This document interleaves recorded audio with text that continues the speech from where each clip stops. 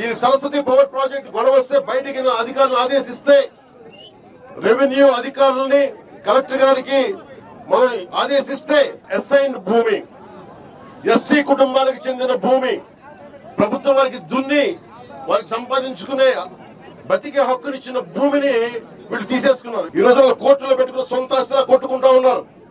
ఇది మీ ఆస్తి, ఇది రెవెన్యూ భూముల కింద మార్చేసి వాళ్ళు తీసేసుకున్నారు. దీని మీద కూడా సమగ్ర విచారణ జరపాలి. కలెక్టర్ గారికి కూడా నేను ఆదేశిస్తున్నాను, మీరు సంపూర్ణంగా ఎంత భూమి ఉంది, దీంట్లో ఎన్ని అవకతవకలు జరిగినాయి, ఎంత అసైన్ ల్యాండ్స్ ఉన్నాయి, అసలు పెట్టిన ప్రాజెక్టు ఎందుకు ముందుకెళ్లాలా. ప్రజాల నియోజకవర్గం పరిధిలోని మాచవరం, దాచేపల్లి మండలాల పరిధిలో 1500 ఎకరాలకు పైగా భూములను సరస్వతి సంస్థ కోసం అప్పట్లో వైఎస్ ప్రభుత్వం కేటాయించింది. 15 ఏళ్లైనా ఎలాంటి పరిశ్రమ ఏర్పాటు చేయకపోవడంతో భూములిచ్చిన రైతులు ఉపాధి లేక ఇబ్బందులు పడుతున్నారు. కూటమి ప్రభుత్వం అధికారంలోకి రావడంతోనే ఉప ముఖ్యమంత్రి పవన్ కళ్యాణ్ సరస్వతి పవర్ ఇండస్ట్రీస్ కు చెందిన భూముల్లో రెవెన్యూ, అటవీ, చెరువులు, కుంటలకు చెందిన భూములు ఉంటే గుర్తించాలని సర్వేకు ఆదేశించారు. స్వయంగా వెళ్లి భూముల్ని పరిశీలించారు. ఇక్కడ అసైన్డ్ భూములు ఉన్నట్లు గుర్తించిన అధికారులు వాటిని స్వాధీనం చేసుకుంటూ ఉత్తర్వులు ఇచ్చారు.